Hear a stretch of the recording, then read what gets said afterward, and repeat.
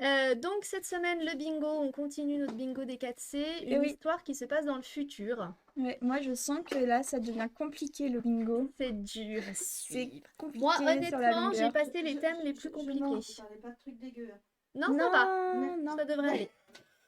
Moi, j'ai non, ça passé va. les thèmes les plus difficiles du bingo. Là, si on arrive sur les derniers thèmes qui sont pour moi les plus évidents, en fait. Oui, En peut-être, fait, ouais. ceux pour lesquels, dès le début, T'avais j'avais déjà. déjà listé ce que je Ouais, voulais. ouais. Donc ça devrait... Bon, là, le futur, j'en ai un peu galéré quand même. Mais Ouais, le futur, oui. Enfin, moi j'avais une liste, mais bon, j'ai pas eu le temps de la lire. Enfin, si, j'en ai lu un. quand même. Enfin, bref, j'ai préféré prendre le fromage que mes livres, quoi. Ah oui, il y avait ça, Mm. c'est vrai. Et donc, Qu'est-ce que tu m'as alors, mis? vas-y, fais parce T'as que mis j'ai qui loupé. en. Moi en premier. Ok, cool. Donc j'ai lu cette bande dessinée qui s'appelle Ama, qui est une série de Frédéric Peters, un auteur que je ne connaissais pas, mais qui a fait plein de BD. Un auteur de BD qu'on a fait vraiment beaucoup, qui a eu plein de prix différents pour toutes ses publications, enfin vraiment assez réputé visiblement. Et Ama, c'est une série en 4 volumes qui est parue chez Gallimard et qui a eu à Angoulême en 2013 le prix de la série. Ok. Donc quand même qui a été assez plébiscité. Je me suis dit, tiens, je vais tenter. Moi, je lis pas beaucoup de science-fiction, donc j'avais pas le temps de lire un roman, parce qu'en plus, les romans de science-fiction, souvent, ils sont assez longs. Enfin, tous ceux que j'ai trouvés dans Orphée, Ah en tout oui. cas, c'était... Enfin, bref, j'avais pas le temps, donc je suis partie sur de la BD. Alors, je vais pas vous mentir, j'ai pas compris grand-chose. C'est celui que t'as fini hier? Non, c'est pas celui que j'ai fini hier, c'est... voilà, vas-y, balance-moi bien. Non, parce que Cécile, elle m'a dit, j'ai fini ma BD hier, il me restait 100 pages, j'ai lu un peu vite, j'ai pas tout compris. J'ai pas tout compris. Celle-ci, j'ai pris le temps de la lire, hein, vraiment. J'ai même relu certaines pages plusieurs fois. Alors, le premier volume, en fait, m'a beaucoup plu. Ça raconte l'histoire du personnage principal là qu'on voit Au milieu? au milieu, sur la couverture, qui s'appelle Verloc Nîmes. Donc ça se passe vraiment dans un monde futuriste. Voilà, on est dans le futur et en fait au tout début de la bande dessinée, on le voit, on le découvre en fait allongé, évanoui sur une espèce de cratère. Visiblement, il y a eu un problème et il se souvient plus qui il est et il a des flashs comme ça qui lui reviennent. Il voit le visage d'une jeune fille, il se souvient qu'il a une fille, mais il sait plus comment il s'appelle, il sait plus où il est, il sait plus comment il est arrivé là. Enfin voilà, il est un peu désorienté. Et en fait, il y a un singe, donc un singe bipède, qui s'approche de lui. Alors, grosse référence à la planète des singes, du coup. Un peu, ouais. C'est assez. Il y a pas mal de petits rêves comme ça quand on connaît bien la science-fiction. Un singe robot, voilà, qui s'approche de lui, qui visiblement le connaît et qui donc lui dit qu'il s'appelle Verloc et qui lui dit faut pas qu'on reste là, donc il l'emmène. Ils sont sur un monde inconnu. Il lui tend un carnet. Et en fait, c'est un carnet que Verloc a rédigé les semaines précédentes, où il raconte tout ce qui lui est arrivé dans les semaines qui ont précédé. Du coup, Verloc va se Ah, plonger dans la lecture de ce carnet pour retrouver sa mémoire. C'est un premier volume qui m'a pas mal captivée. Franchement, j'ai été... c'est pour ça que j'ai lu la suite d'ailleurs, parce que je l'ai fini en me disant, ah ouais, j'ai vraiment envie de savoir ce qui va se passer. Donc en fait, on découvre par flashback l'histoire de Verloc qui vit dans un monde alors qu'on imagine être la Terre, où en fait, euh, comment dire, la société s'est organisée par niveau. Ça m'a un peu fait penser à, je sais pas si c'est pas dans Blade Runner qu'il y a ça déjà, non? Où en fait, genre quand tu vis vraiment au niveau les plus bas de la Terre, en gros, plus tu vis en hauteur et ah, plus la société, je et sais plus pas c'est si que tu es dans une classe un dans. petit peu Je sais privilégiée. pas si dans Blade Runner Dans ça le y cinquième est. élément, il y a un film comme ça. Enfin, moi, ça m'a Bah, il y rappelé a quelque chose, mais Metropolis où il y a ça, je l'ai pas des vu. ouvriers sous terre et. Non, c'était pas celui-là parce que je l'ai pas vu, Metropolis. Enfin, moi, voilà, ça m'a évoqué, on va dire que ça a fait écho avec d'autres choses que je pouvais connaître. Donc lui, il vit au niveau 3, donc assez inférieur, où en gros, d'après ce que j'ai pu comprendre, il y a des gaz un peu toxiques en fait qui circulent, ce qui fait que ça détraque un peu les gens. Et c'est un monde en fait où du coup les humains peuvent se rajouter en fait plein de filtres à l'intérieur de leur corps, ce qui est bien qu'en fait ils sont plus jamais malades. Sauf que Verloc, lui, il est un petit peu en rupture avec cette société hyper médicalisée et hyper, on va dire, robotisée en fait. Donc il a enlevé lui tous ses filtres. Du coup, il a pas une très bonne santé, il a des taches partout sur le visage parce qu'en fait, il souffre beaucoup Ah, c'est ça. de ces gaz. Et il a des problèmes aussi personnels, sa femme l'a quitté, il a perdu son magasin. En fait, il avait un magasin de reliques de l'ancien temps où il D'accord. vendait par exemple des livres. Waouh. Euh, et en fait, on va découvrir que par un concours de circonstances, il retombe sur son frère avec lequel il était un petit peu fâché parce que visiblement ils se sont engueulés à propos de leurs parents. Et son frère, lui, qui a plutôt bien réussi, qui vit pour la compagnie dont j'ai oublié le nom, mais en gros qui dirige ce nouveau monde. Et qui, évidemment, il y a des explorations interplanétaires, donc ils partent comme ça, ils circulent d'une planète à une autre assez Ok. facilement. Voilà, et donc il va retrouver son frère qui l'embarque dans une mission et en fait quand au début du livre, voilà, il est sur son fameux cratère désorienté, en fait c'est parce il était parti faire cette mission avec son frère. Et du coup tout l'intrigue de la bande dessinée dans un premier temps va être de savoir ce qui s'est passé et pourquoi il s'est retrouvé sur ce cratère tout seul avec ce singe. Voilà pour ce que je peux vous en dire. Après, voilà, il y a évidemment d'autres niveaux de lecture et une intrigue un petit peu plus poussée que je ne vais pas vous spoiler. Parce qu'aussi, il y a plein de choses que j'ai pas compris. En gros, on est beaucoup sur une quête d'identité. Parce que Verloc, il est, comme je vous l'ai dit, un peu en rupture avec ce monde-là. Donc, il s'interroge beaucoup, en fait, sur la pertinence de tout ça. Et puis, il y a cette fameuse technologie AMA. En fait, c'est le nom d'une technologie Ah, ok. euh, qui pourrait transformer l'humanité, en fait. Voilà, on dit pas trop. Graphiquement, c'est assez intéressant, en fait, c'est hyper détaillé. Alors, le récit, d'ailleurs, est assez détaillé, en fait. Il va assez loin dans la création de son monde, dans l'environnement, dans Ouais, j'ai l'ambiance. vu Enfin, les pages là que j'ai feuilletées, Oui, c'est oui, assez. il a vraiment créé quelque chose d'assez poussé. Euh, mais du coup, c'est un peu presque un peu trop métaphysique pour moi en fait. Enfin, il y a vraiment des trucs. Mais du coup, t'as lu les 4 tomes quand même? J'ai lu les 4 volumes, ouais. Et t'as pas mieux compris en ayant lu les 4? Bah si, mais en fait, j'ai fini en me disant bon, j'ai compris, mais il y a quand même toute une réflexion philosophique à côté de laquelle je suis un peu passée. Ok. Et du coup, il y a des bulles qui sont assez, enfin dans le 4e volume justement, assez denses en texte, Ok. où en plus voilà, il part vraiment dans des considérations métaphysiques et un petit peu trop. Enfin, ouais, voilà, il y a des choses vraiment, oui, que j'ai pas tout compris. Enfin, voilà, je suis vraiment restée en fait un petit peu entre les deux à me dire, bon, bah oui, c'était pas mal, je me suis laissée captiver par l'intrigue, j'ai eu envie quand même jusqu'au bout de savoir ce qui se passait, de comment ça finissait, mais de lire les critiques en fait après sur internet, je me suis dit, il y avait des avis qui étaient vraiment dithyrambiques, c'est formidable, machin, Oui. je me suis dit, bon, il y a quand même, voilà, tout un. Peut-être que Donc, c'est une série qui se relie bien. peut-être que ça se relie, alors je vous la conseille malgré tout, hein, puisque je prends quand même le temps d'en parler. Peut-être que d'ailleurs Je pense qu'il faut être déjà un petit peu pro science-fiction. Ok. Il faut aimer un petit peu le genre quand même. Et aussi un petit côté qui m'a dérangé, c'est aussi pour ça que j'ai trouvé difficile ce bingo sur le futur, c'est que j'ai pas trouvé, enfin j'ai eu du mal à trouver des représentations du futur qui soient pas négatives. Hmm. En fait, souvent on est dans des mondes hyper ben, déjà ultra informatisé, ou du coup, en gros, si t'es pas dans ce monde ultra numérique, et ben t'es bon pour crever. C'est toujours sombre, hyper pollué. Alors, je dis pas que. Enfin, c'est pas pour rien qu'il y a. Mais voilà. Du coup, je me suis dit, ouais, c'est quand même très anxiogène ce genre-là.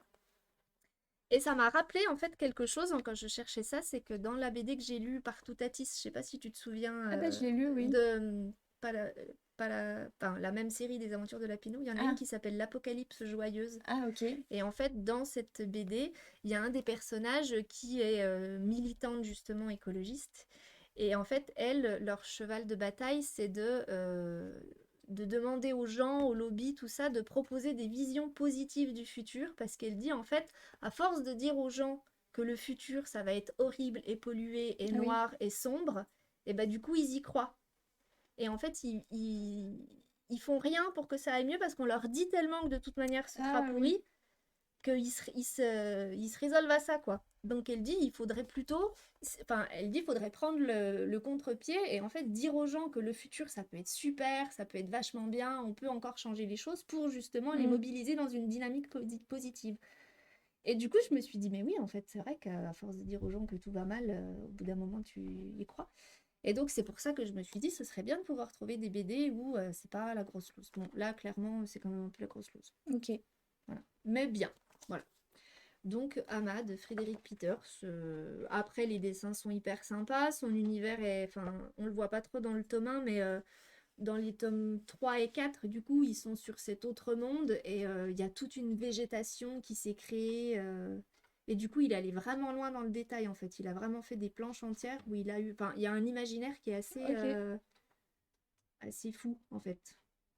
Enfin, moi, je trouve ça toujours dingue en fait qu'on réussisse à imaginer des plantes qui n'existent pas Oui, et des créatures qui qui n'existe n'existent pas pas et créer un monde qui se tient et qui et est ça se logique. tient. Oui, oui, c'est très cohérent en fait. Donc voilà, tout ce que je peux en dire. Je sais pas de chute non plus. Ok, eh ben, on va dire que c'est la chute. Voilà. Merci de votre écoute.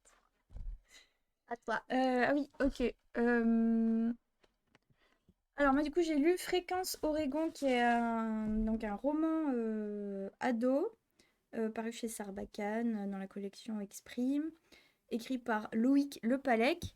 Et donc là on va suivre en fait une jeune fille qui s'appelle Alta Luna et qui vit dans un monde, dans un endroit du monde privilégié. On comprend que en gros c'est un espèce de complexe, un immense complexe hôtelier, presque une ville en fait, pour des personnes qui ont l'argent, voilà, qui a été trié dans le monde entier et qui ont l'argent pour habiter là. Et donc, en fait, ces journées sont rythmées par se baigner dans se baigner dans l'océan. Enfin bref, elle s'ennuie en fait. Ouais. Elle a deux amis qui s'appellent Jonas et Gaspard. Et en fait, ils se sont liés d'amitié parce qu'ils sont restés quand même dans une dynamique d'apprentissage, de découverte. Ils sont curieux. Et en fait, dans ce domaine-là, de ce complexe hôtelier, on comprend qu'en fait, ils sont totalement coupés du monde et ils savent pas vraiment. En fait, ils savent que en fait, le reste du monde est. Enfin, il y a des guerres. Enfin, Mhm. c'est l'enfer. Et eux, en fait, sont assez éloignés de tout ça, mais ils cherchent à comprendre ce qui se passe, ce qui a pu se passer. Et, euh, et en fait, un jour, dans un vieux bâtiment du complexe, ils trouvent en fait un émetteur radio Mhm. qu'ils vont se mettre en tête de réparer. Et donc, ça leur fait un projet, voilà, pour lutter contre l'ennui. Et en fait, ils pensent pas qu'il va marcher, mais au final, en fait, cet émetteur radio fonctionne. Et ils vont entrer en contact avec deux personnes qui sont en fait en dehors de leur complexe hôtelier et qui se sont enfuis en fait d'une armée Mhm. qui existe sur la planète. Donc ce sont des déserteurs et du coup en fait ils vont entrer en contact avec eux et, et en fait du coup ils vont commencer un peu à discuter, à communiquer et en fait un jour ces deux déserteurs vont atterrir sur l'île du complexe D'accord. hôtelier.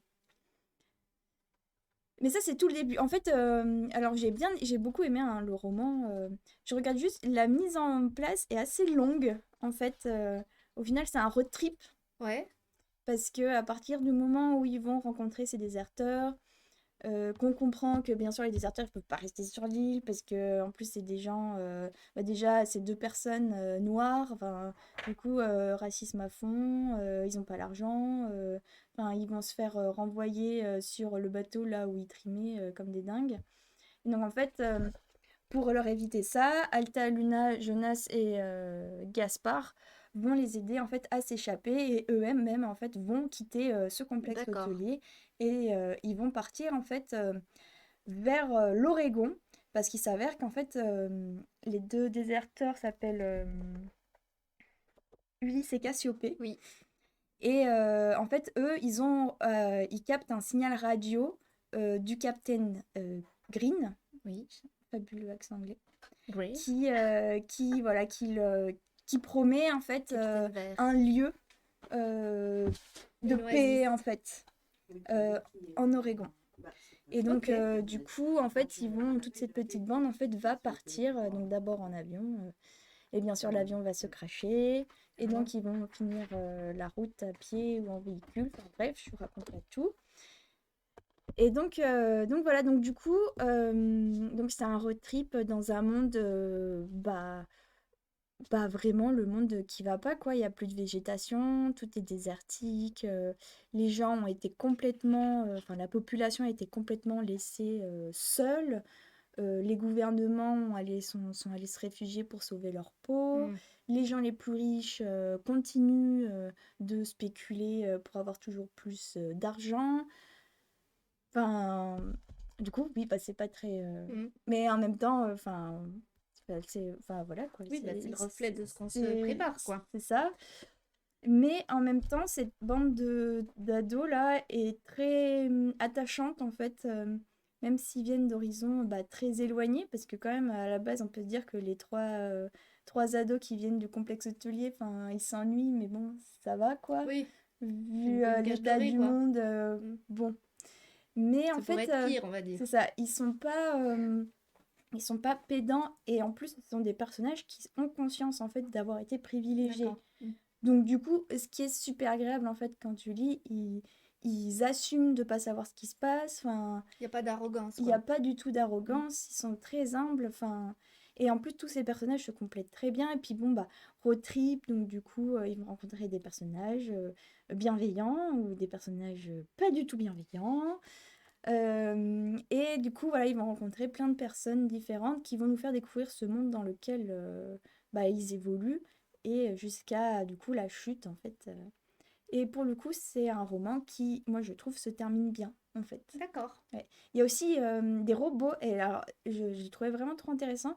En fait, ce sont des robots qui sont devenus autonomes et qui en fait vivent dans une ville à part entière, Ouais, ils interdisent l'accès de la ville aux humains. d'accord. Et en fait, Ils se sont désolidarisés, l'idée, quoi. c'est qu'ils cohabitent avec les humains comme si c'était une espèce comme À une part autre, en entière. fait. Mhm. Et du coup, ce point de vue et cette position des robots, j'ai trouvé vraiment super intéressante. Parce qu'il n'y a pas d'animosité, il n'y a pas Mhm. non plus de... C'est presque pas de l'indifférence, mais en gros, ils aident les humains, mais ils vont pas C'est pas notre aller... problème, quoi. voilà, ils vont pas aller dans C'est des les Suisses, un guéguerres peu. entre humains. Ouais. Enfin, vraiment trop... Enfin, j'ai vraiment beaucoup aimé ouais, ces personnages de robots. J'ai trouvé ça Ouais. assez original comme Oui, il n'y idée, a en pas de fait. soumission comme Non, souvent où les robots restent toujours au service c'est de ça. l'homme et il y a des fois souvent ce clash où tout d'un Oui, coup, enfin, il faut toujours qu'il y ait un rapport c'est dominant-dominé, ça. quoi. Et là, pas du tout. Mm. Et même dans la bande, en fait, il y a un robot qui s'appelle Seven, qui en fait va les accompagner. Et du coup, c'est assez intéressant aussi les discussions qu'ils peuvent avoir entre eux.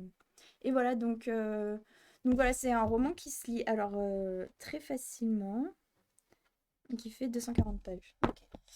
Que tu as lu Euh, d'ailleurs que j'ai lu hier. hier soir. Donc voilà, D'une traite. d'une traite, voilà.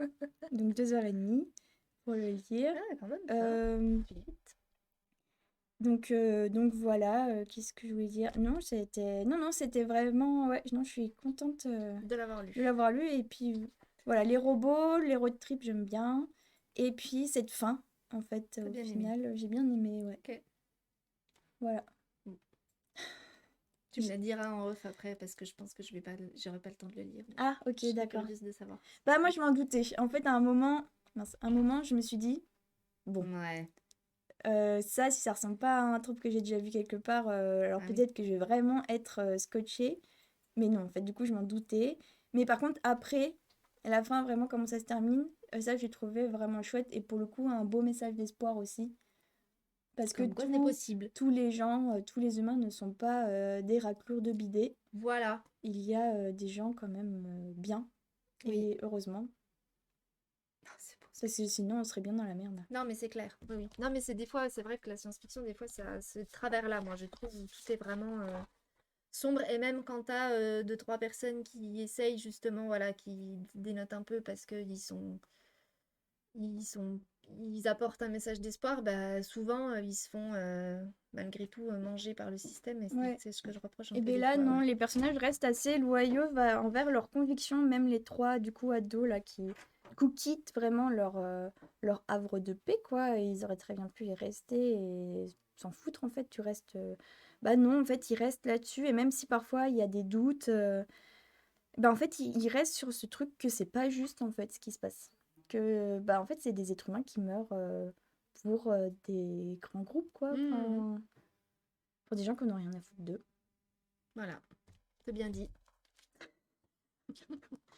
C'est comme ça qu'on passe Alors oui, à et ben ta moi ça fait BD. un peu écho, pendant que tu parlais, je me suis dit: «Ah oui tiens, c'est comme dans la deuxième BD que j'ai lue». Parce qu'en fait, comme du coup Ama, ça m'avait plu, mais que je me suis dit: «Est-ce que je vais être capable d'en parler?» parce que tu quand même pas compris grand-chose. J'ai quand même cherché d'autres trucs. Donc j'avais d'ailleurs toute cette sélection-là. Bon, Wally, je l'avais déjà vu, mais il fallait que je le revoie. Tout Ah ça, oui. c'était tout des trucs que du coup j'ai pas eu le temps de lire et Ah, que j'y ai je pas lirai du tout pas. pensé à Wally, c'est vrai, Et mais ben oui. carrément en fait. Mm. En plus, il était cool, Wally. Oui, il est Ouais. cool, ouais. Donc j'ai lu ça. Wally. Ça. Tu le fais vachement bien. C'est joyeux cette pause café. Ouais, ouais, c'est très joyeux. Les derniers jours d'un immortel de Gwen de Bonneval et Fabien Vellman. Alors Gwen de Bonneval, je ne connaissais pas son nom, mais en fait en voyant sa bibliographie, je me suis rendu compte que j'avais lu plein de BD de lui, ou d'elle d'ailleurs. J'aurais dit que c'était un garçon, mais il a fait notamment Le Roi Oscar et autres racontards où en fait il met en scène, alors ça n'a rien à voir avec le futur ni cette BD-là, mais en fait il met en scène des légendes, des histoires que les trappeurs islandais ou dans le Grand Nord du Groenland se racontent, du coup, avec à base de Ok. légendes, tout ça qui est hyper sympa à lire. Et bref, et Fabien Vellman qui a fait Seul, Ah purée, c'est pour ça que ça me disait quelque chose. voilà, et certains Spirou et Fantasio aussi, il a Attends, mais refait c'est récemment. le dessinateur ou c'est le Donc là, sur scénariste? Les Derniers Jours d'un Immortel, Vellman, il est au scénario.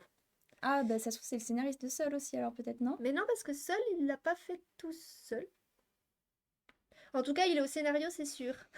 La blague. Donc bref, là, il est au scénario.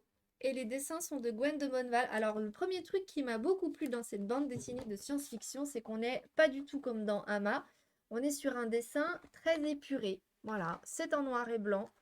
Il y a des décors assez sobres, assez minimalistes. Là où dans Ama, on va avoir des planches vraiment hyper fouillées, détaillées, où il y a beaucoup, beaucoup de choses à regarder, en plus de bulles hyper denses à lire. Et du coup, ça fait... c'est Beaucoup assez, ça fait d'informations. beaucoup d'informations à traiter. Là, en fait, le dessin est très très simple, très très voilà, épuré, donc complètement au service du scénario, mais en soutien complet, c'est-à-dire que c'est pas juste un support, quoi. Ça apporte aussi une dimension particulière à cette histoire, qui met en scène dans un futur très lointain, la planète Terre, je dirais, un personnage qui s'appelle Elijah et qui fait partie de la police philosophique. Donc en fait, c'est une réalité qu'on nous décrit de la Terre qui a, après toutes ces années d'évolution, trouvé un certain équilibre où en fait des centaines de planètes à travers l'univers vivent dans une espèce de tranquille harmonie au sein de l'Union. Ok. Voilà, c'est un peu leur Europe à eux, on va dire. Donc en fait, voilà, on circule de planète en planète en se téléportant. Alors on est vraiment dans de la pure futurisme. J'ai lu Paris 2119 de Zep, je connais pas du tout. C'est pas un futur très joyeux non plus, non. Ah oui, c'était Zoé qui t'avait Ouais, conseillé. je les connais pas celle-là. Et donc là, dans ce futur-là, les différentes civilisations vivent dans une paix, dans une belle symbiose, on va dire. Ok, c'est cool. Et en fait, cette police philosophique donc, qui encadre le tout, est vraiment, elle s'attache à ce que justement toutes ces civilisations terrestres, extraterrestres vivent en harmonie justement. Parce que chacune vient avec des rituels qui sont différents, avec des coutumes et des codes culturels qui ne sont pas les mêmes. Ok. Et donc, la police philosophique, elle est là pour faire en sorte que tout le monde se comprenne. C'est pas comme la police du bon goût. Pas du tout. Non, mais en fait, c'est ça que j'ai trouvé bien dans cette réalité, c'est que tout est fait en fait pour que vraiment les civilisations cohabitent. et qu'il n'y en ait pas justement une qui domine les autres ou Ok. qui prenne le pas sur l'autre. En fait, tout le monde doit pouvoir comprendre comment fonctionne l'autre et l'accepter. Et en fait, la première scène, on voit un homme qui est étendu par terre, qui visiblement vient de se faire assassiner. Et la case d'après, en fait, il est interviewé, cet homme qu'on vient de voir Mort? mort, par Elijah, le policier philosophique. Et en fait, il Mais explique que interviewé avant sa mort alors. non, justement, juste après, parce qu'en fait, dans cette réalité, dans ce futur-là, tu as la possibilité de te cloner à l'infini. Ok. Donc en fait, tu peux avoir ton corps premier et 10, 15, 20, 30, 100 clones. Ce qui fait que quand ton corps premier meurt, tu le remplaces par un clone, un de tes clones, qui devient ton corps premier. Donc en fait, tu es immortel. Ah oui, Et ah les c'est gens peuvent vivre. Et d'accord. donc en fait, la personne qui est interviewée, c'est un des clones de la personne assassinée. Ok. Et en fait, il a été assassiné par un de ses collègues de travail, qui est donc une créature extraterrestre.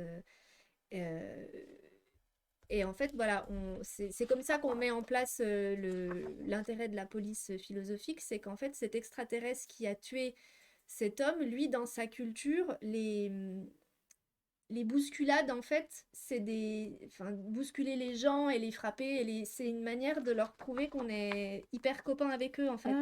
C'est une Ah. manière de montrer son respect. Et le policier explique aux criminels que, du coup, pour les humains, en fait, c'est pas du tout comme ça qu'on marche et que non seulement pour nous, c'est pas du tout une preuve de respect, mais qu'en plus, ça peut nous tuer. Donc l'autre, il est désolé de son erreur, tu vois. Enfin, et donc voilà, tu comprends un petit peu comment Ah. cette police philosophique, elle peut faire en sorte que tout le monde se passe bien. Et bon, après, voilà, il y a une intrigue qui va se mettre en place parce qu'en fait, ce policier philosophique, Elijah, il est hyper réputé dans son métier et il est appelé par, en gros, ce que moi j'ai pris pour le gouvernement de l'Union, en gros, qui l'envoie sur une planète où il y a un conflit entre l'espèce majoritaire, les Ganédons, qui rentre en conflit avec une autre espèce de la même planète, les Aleph 345, qui depuis quelque temps montre une forte animosité envers les Ganédons. Et en fait, ces Aleph 345, c'est des créatures qui sont presque un peu immatérielles, comme ça. C'est plus des organismes que vraiment des gens. Ah, ok. Et visiblement, ils sont en colère. Et en gros, il y a une guerre qui est sur le point d'éclater, Ah mince. mais qui pourrait avoir des conséquences sur l'univers entier. Donc, ils envoient Elijah pour faire le médiateur entre ces deux civilisations.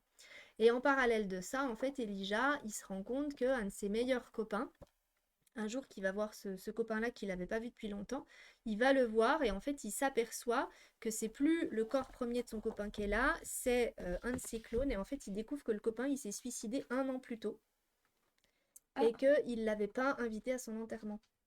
Parce que ce qui est dingue avec Wow. cette immortalité, c'est qu'en fait tu peux décider de mettre fin à ton corps premier et du coup de dire aux gens bah voilà j'ai décidé de m'en aller et en fait de faire une cérémonie de revoir en fait en gros si tu veux et après il y a un clone qui prend le relais.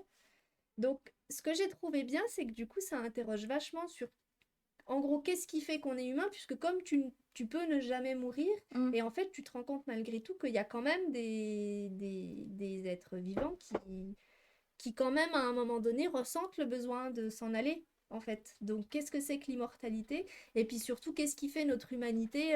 Enfin c'est une réflexion qui est philosophique mais pour le coup qui m'a beaucoup plus parlé que Ama, qui était vachement intéressante et qui est vraiment je trouve avec ce dessin très épuré qui est hyper douce à lire en fait. Ok. Du coup ça m'a beaucoup plus plu qu'Ama parce que Ama sur la fin, le 4e volume, il y avait trop d'infos en fait. Mm. Trop d'infos, trop de complexité, c'était trop anxiogène et que là, en fait, il se dégage c'est presque un conte philosophique en fait. Voilà. Plus qu'une BD de science-fiction et vraiment c'était très très agréable à lire et une belle réflexion. C'est vrai qu'on termine en se disant bah oui effectivement si on pouvait être immortel, qu'est-ce que ça veut dire en fait être immortel? Est-ce que vraiment on aurait envie de... Parce que les clones récupèrent les Oui, souvenirs en fait, des... il récupère les souvenirs. Alors, il y a juste une petite, entre guillemets, contrepartie, c'est que quand tu te clones, à chaque fois que tu te clones, tu perds une partie de ta mémoire la plus ancienne. D'accord.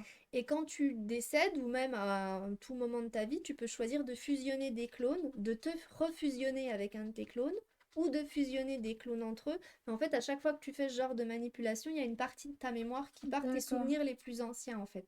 Donc, plus tu vis longtemps et plus tu reproduis l'opération, Oui. moins, en fait, tu te souviens Bien. de... C'est ça aussi, toute cette fameuse quête d'identité et qu'est-ce qui fait qu'on est nous-mêmes, jusqu'à quel prix t'es prêt à...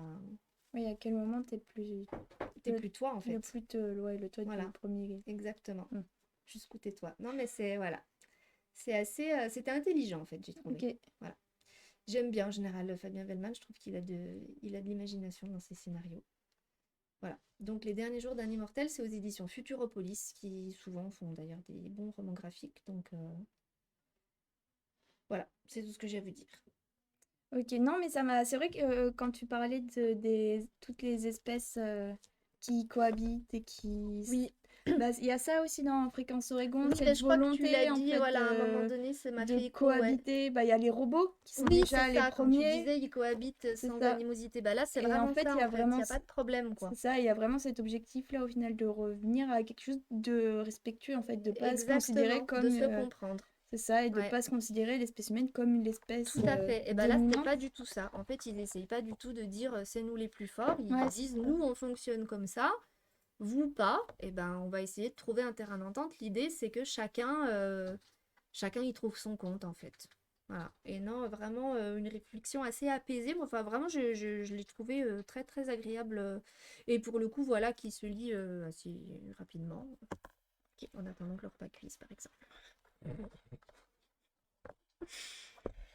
Ok, Voilà. t'avais autre chose ou Et pas? non, pas du tout. Ok, moi non plus.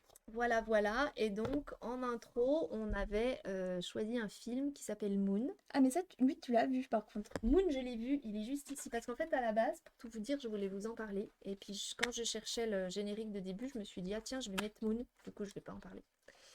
C'est un film de science-fiction. C'est le premier long métrage de Duncan Jones, qui se trouve, pour l'anecdote, être le fils de David Bowie. Et c'est un huis clos qui se passe sur la Lune. Donc c'est interprété par Sam Rockwell, qui est le seul acteur du film, en fait. Et Ok. qui vit sur cette lune avec une intelligence artificielle qui s'appelle Gertie. Ok. Et c'est la voix de Kevin Spacey.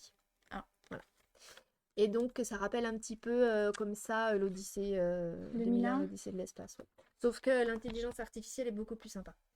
Ah, que Al?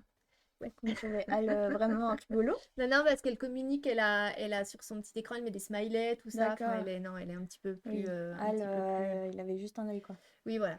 Elle est Puis un bon, petit peu plus sympa. c'est un peu creepy, quoi, comme Et ordinateur. donc, en fait, pour vous resituer le début, parce que l'extrait il était en anglais, en fait, on est dans un futur où la Terre, justement, s'est remis de sa crise énergétique parce que la société Lunar Industries a trouvé une nouvelle énergie. Ils extraient de la Lune, des minerais lunaires, de l'hélium-3. Ok. Ou en tout cas, ils extraient je ne sais pas quoi de la Lune pour fabriquer de l'hélium-3, qui est la nouvelle énergie qui remplace le pétrole, en gros. Et donc, la Terre a retrouvé une opulence et un environnement sain. C'est-à-dire qu'on a moins de pollution, Ah, on n'a plus de ok. problèmes d'eau, enfin tout ça, voilà, tout ça est miraculeusement résolu. Sauf que pour que les gens sur Terre puissent vivre leur vie Cool. tranquillou, bah, il faut qu'il y ait des gens qui extraient D'accord. Et donc, Sam, puisque c'est aussi son nom dans le film, il est en mission sur cette station lunaire, il est tout seul. Et il est envoyé en mission pour 3 ans. Et au début du film, sa mission va toucher à sa fin. Donc on le Ah, voit au tout début dans son quotidien. En fait, il fait souvent des sorties du coup sur la Lune pour aller faire la maintenance des machines? des gisements, des Oui, parce machines, qu'au tout final, ça. il est là pour faire la maintenance, c'est ça? C'est les En gros, machines, oui, en bien fait, sûr, voilà. qui extraient... Euh, et, euh, et il s'apprête à... Enfin, il attend l'équipe de relève, on va dire. Et en fait, il se met à avoir des hallucinations. Et bon, c'est là que ça va un peu commencer à déraper. C'est un film qui est, donc, je vous le disais, en huis clos, qui est assez... qui vire vite, en fait, un peu pas en thriller psychologique, mais il y a une tension assez rapidement, en fait, qui s'installe, où tu te dis c'est Ok. quoi, qu'est-ce qui se passe voilà, et je t'en dis pas plus parce que sinon je vais te spoiler le film. Oui. J'ai trouvé qu'il y avait quand même dans tout le film, je me souviens d'avoir eu un moment voilà, où je me suis dit, bon là c'est peut-être un peu Ah oui, petit tu m'as ventre dit mou, petit comme ventre tu me mou. loin, petit ventre mou. Mais globalement, je l'ai beaucoup aimé. Il a pas été projeté en salle à sa Non, sortie. j'ai regardé l'affiche Wikipédia un Ouais. peu. Ouais. Il n'a pas été projeté en salle à sa sortie. Il Il a a fait beaucoup de été, oui. festivals en En fait. fait, il a été diffusé en festival. Sundance, au Festival du film fantastique de Strasbourg, le Festival de Gérardmer, et où il a eu des prix, beaucoup. Et en fait, ouais, non, les exploitants de salles l'ont pas trop, ou les distributeurs, en tout cas, personne n'a vraiment Bah, plutôt les distributeurs, vu du son coup. Ouais. potentiel. Ouais. Donc après, il est sorti en DVD, mais succès d'estime, non, très bon film. Franchement, je vous en conseille la vision. Moi, j'avais beaucoup aimé. Oui. Ouais, je pense que je vais l'emprunter. Ouais, tu me diras ce que t'en as pensé. Mm. Voilà, voilà. Ok. Donc on vous quitte là-dessus. Oui. On espère que ça vous a plu. Oui, c'est quoi la semaine prochaine, on fait? La semaine Ah oui, prochaine, c'est- c'est oui. ouais, Oui, c'est moi, je l'ai. Voilà, Bah oui, c'est bon. du coup, je l'ai. Bah oui, Et oui. forcément. Bah. Et tu l'as aussi le doc? Je l'ai le doc, mais j'ai lu il y a Moi, je longtemps. l'ai pas lu encore, moi. Du coup, je suis là. Faut que je me Ouais, souvienne. faut que et tu le tout. refeuillettes, ouais. Moi, je l'ai pas lu encore. Mais oui, ça fait un moment que je le garde. Au cas où, parce que tu savais qu'on allait faire un bingo sur l'auteur est italien. Merde, la quiche. Non, bah, je l'avais pris justement pour. Oui, bah oui, en fait, je l'ai pris parce que je savais que du coup. En fait, je l'ai depuis Ah oui. Noël. Ah oui, non, parce que tu dis ça fait un an que tu l'as. Non, ça fait un moment. Ah, un moment, j'ai compris, ça fait un an. Non, un an, quand même, abusé quoi. Voilà. Voilà, et ben on vous dit à la semaine prochaine. À la du semaine coup, sur ces prochaine. bonnes paroles. Exactement. Et puis portez-vous bien. Oui. Voilà. Bon courage jusqu'à la semaine prochaine. Sans nous. Exactement. Allez, salut.